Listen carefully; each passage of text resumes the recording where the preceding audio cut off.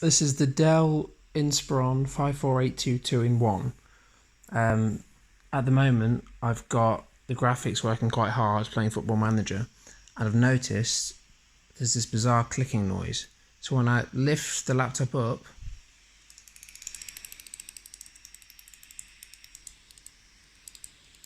I mean, as well as the fan being ridiculously noisy on this laptop, it's making this clicking noise, and this is actually a replacement device. I've already sent one back. Let's do it again. So the graphics is working pretty hard.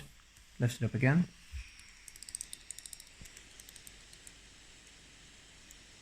Really weird.